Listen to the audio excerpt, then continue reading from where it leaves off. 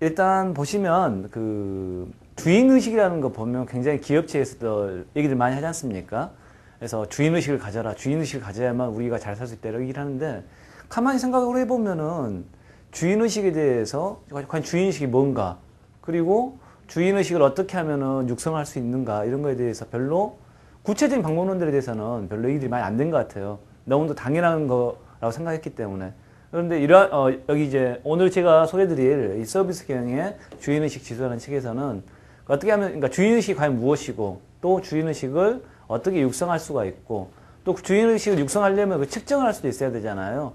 그럼 어떻게 이것들을 측정할 수 있는가에 대해서 좀 더 구체적인 방법론들을 주인의식 경영에 성공한 여러 많은 기업들의 사례들과 함께 좀 보여드리고 있습니다.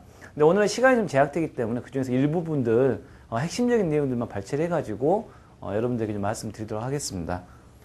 일단 여기서 그 제임스 에스켓이 주저자인데요. 이분은 이제 하버드 대학교에서 경영학과 교수를 하고 있는 굉장히 명망 높은 그런 분이십니다. 전체적인 내용들 항상 우리는 이제 그 다이제스트가 필요하죠. 이 책의 내용이 뭔가 다이제스트가 필요한데요. 전체 내용들을 쭉 한번 키 퀘스천 중심으로 이제 재구성해보면 다음과 같습니다. 제일 먼저 나오는 질문은 그겁니다. 과연 주인의식이 무엇이냐 이런 얘기들이고요. 그 다음에 주인의식을 어떻게 육성을 할 수 있을 것인가 이런 식 얘기들이 나옵니다. 자, 그래서 주인의식을 어떻게 육성을 하느냐. 가장 중요한 건 전략적 가치 비전에서 시작을 해야 한다는 거죠. 그래서 목표 시장을 명확하게 정하고 그 다음에 고객 가치들을 거기에다 맞게 제공을 해주고 그리고 그런 데 있어가지고 비용 효율적으로 해야 되겠죠. 그래서 비용 효율적으로 하려면은 운영 레버리지와 탁월한 지원 시스템을 갖춰라 라는 얘기를 합니다. 자, 그리고 이 책에서 좀 특이한 점들이 보통 주인의식 얘기를 하면은 직원들의 주인의식만 생각하는데요. 고객들도 주인의식을 가질 수 있다 라고 얘기를 하는 굉장히 특징적입니다. 그래서 직원의 주인의식 뿐만 아니고 고객들의 주인의식까지도 어떻게 하면은 키울 수 있느냐라고 하는 이러한 문제들에 대해서 좀 얘기를 하고 있습니다. 그리고 마지막으로 그렇다면 주인의식들을 육성을 하는 것뿐만 아니고 지속적으로 관리를 해줘야 되는데 그런 것들을 어떻게 관리해 나갈 것이냐 라는 얘기들을 그 구체적인 방법론들을 6, 7, 8장에서 이제 얘기를 하고 있습니다. 자, 이런 내용들 가지고 좀 여기서는 재구성을 좀 해가지고 한 5개에서 6개 꼭지로 좀 설명을 좀 드리도록 하겠습니다. 자, 먼저 주인의식이라는 게 과연 무엇이냐. 자, 이거 살펴보죠. 보통 이제 기업들은 만족도와 충성도를 높이려고 굉장히 많이 노력합니다. 직원들의 만족도, 직원들의 충성도, 그리고 고객의 만족도, 고객의 충성도 이런 것들 높이려고 굉장히 노력들을 하죠. 근데 하다가 보니까 굉장히 많은 노력들을 기울이는데 잘 안 된다는 거예요. 만족도는 올라갔다가 분명히 나오는데 성과는 별로 안 좋아져요. 그래서 이렇게 어떤 사장님처럼 이렇게 항상 고민하는 이런 분들이 생기시죠. 자, 그러면 왜 이런 고민을 하고 계실까요? 그 고민 한번 들어보도록 하겠습니다. 말은 안 나오는데요. 자, 읽어보면은, 자, 이런 고민들 다들 하실 거예요. 저희 앉아 계시는 이제 대표이사님도 그렇고, 다른 데 이제 CEO 분들도 다들 고민들 하실 겁니다. 아, 복지 혜택도 늘렸고, 직원 만족도 조사가 잘 나와요. 근데 왜 계속 옮기지? 다 나간다는 거예요. 왜 그러지? 그리고 또 이제 직원들이 열심히 일하는 것 같아요. 근데 성과는 안 나와요. 가슴 아픈 일이죠. 그리고 또, 직원들 열심히 일은 해요. 근데 아이디어가 안 나와요. 좀 파릇파릇한 아이디어를 좀 뽑아달라고 얘기를 하는데도 아이디어가 안 나와요. 그리고 또 가끔 보면 이제 이런 일들 있죠. 인터넷 구직 사이트에 모르겠어요. 여기 대표이사님 모르시겠는데 가끔씩 들어가 보시는 그런 대표이사님들도 있대요. 다른 데 같은 경우에. 근데 가보면은, 막 철렁할 때가 있대요. 구직 사이트에 누가 올려가지고 우리 회사 별로 안 좋아요. 막 이런 식의 그냥 자기 얼굴에 이제 먹칠을 하는 이런 식의 글들도 막 올라오는 글들이 있답니다. 왜 이러는 거지? 라고 이제 고민을 하시는 거죠. 또 마찬가지로 고객 측면에서도 고민이 될 수 있는 부분들이 분명히 존재할 수 있는 거죠.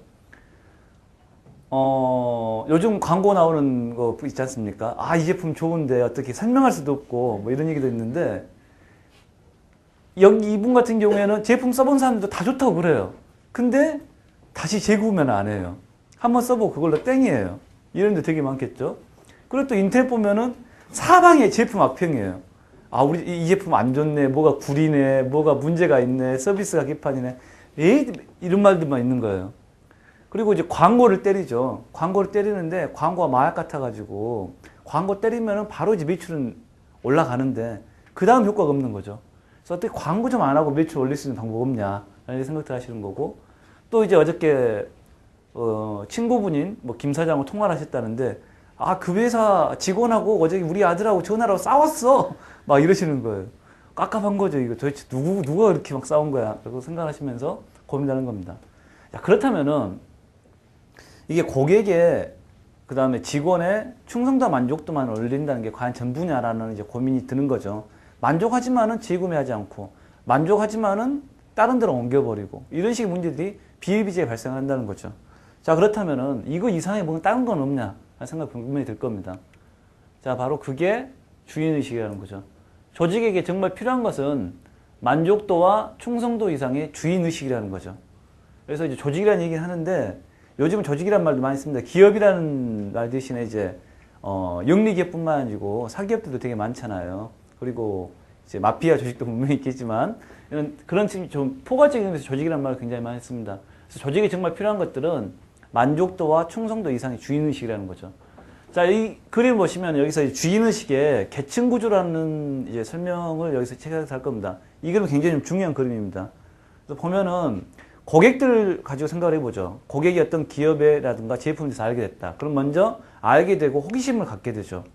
그러면은 뭐 화장품 같은 거다. 그러면 한번 그 샘플 같은 거 사가지고 테스트를 해보겠죠. 아니면 온라인 강의다 하면은 샘플 강의 같은 거 한번 들어보겠죠. 그래가지고 만족을 해요. 괜찮은 것 같네? 그러면은 구매를 하죠. 그래가지고 써보니까 괜찮은 것 같아요. 그래서 이 제품에 충성도를 갖게 되고, 그러면 재구매를 또 계속적으로 할 수가 있게 된다는 거죠. 그리고 그러다 보면은 그 사이트에, 온라인 사이트에 계속 방문한다든지 아니면 그 제품 계속 써보다 보면은 거기에 대해서 뭔가 자기가 좀, 그 제품 건의도 좀 해보고, 그 다음에 거기 뭐 온라인 사이트 같은 경우 거기다 뭐 글도 쓰고 이런 식으로 헌신적인 모습을 보이게 될 겁니다. 그리고 나아가지고 이런 어떤 충성도와 만족도와 충성도, 헌신성들이 좀 더 높아진다면은 남들에게도 소개를 하겠죠. 이거 진짜 좋아. 이 제품 진짜 짱이야. 이 제품 진짜 캡이야. 이런 식으로 권해주기도 할 겁니다. 그런 구전행위들을 하게 된다는 거죠.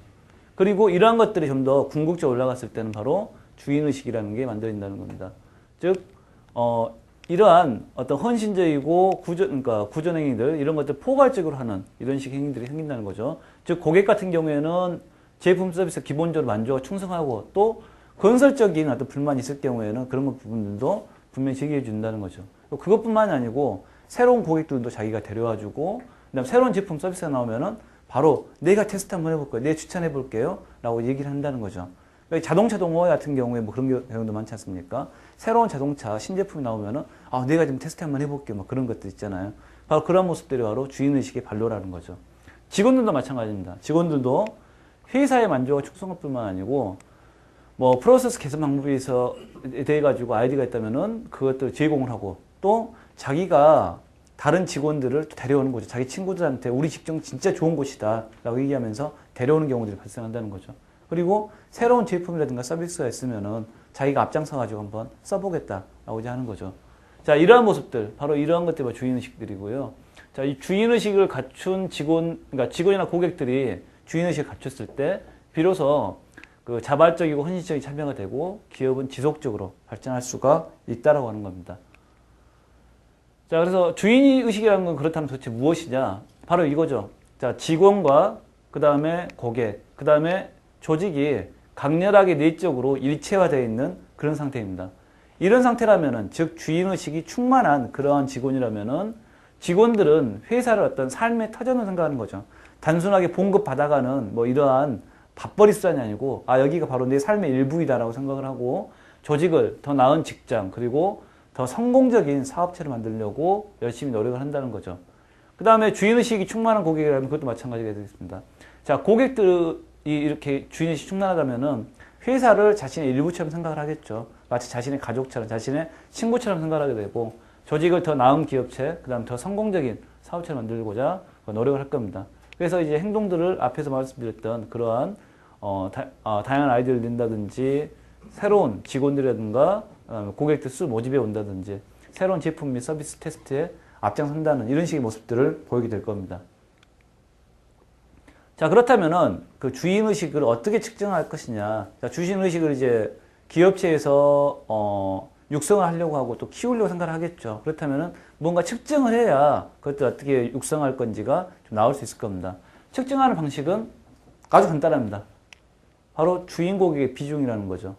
주인 고객이 얼만큼 많냐, 그리고 주인 직원이 얼만큼 많냐가 바로 핵심적인 측정 수단이라고 하는 겁니다. 근데 재미있는 거는 고객의 주인의식 지수라고 하는 것은 낮은 게 좀 일반적이라는 거예요. 여기서 얘기하는 거는 3%만 넘어도 괜찮다라고 하는 거죠. 사실 그렇죠. 뭐 제품 뭐 100만 개, 그 다음에 제품 막 1000만 개 이렇게 만들어내는 곳이라면, 그리고 고객들이 뭐 10만 명, 20만 명 이런 곳 있는 곳이라면은 그 중에 3%만 해도 굉장히 많은 수치거든요. 그 사람들만 제대로 주인 고객으로 잡아도 충분히 성공할 수가 있다는 것들이죠. 그리고 반면에 직원 주인의식의 경우에는 굉장히 높아야 된다고 얘기를 하고 있습니다. 왜냐면은 고객의 주인의식 수준을 높이려면 기본적으로 직원들이 주인의식을 가져야 된다고 하는 거죠. 직원이 만족해야 그 대하는 모습에서 그 어떤 주인의식이 느껴지고, 그리고 고객들도 그에 따라 가지고 만족하고 주인의식을 갖게 되겠죠. 그래서 직원들이 직원 주인의식이 바로 고객 주인의식 수준을 결정하기 때문에 굉장히 높아야 되고, 가장 이상적인 목표 수준은 100%가 돼야 된다라고 하는 거죠.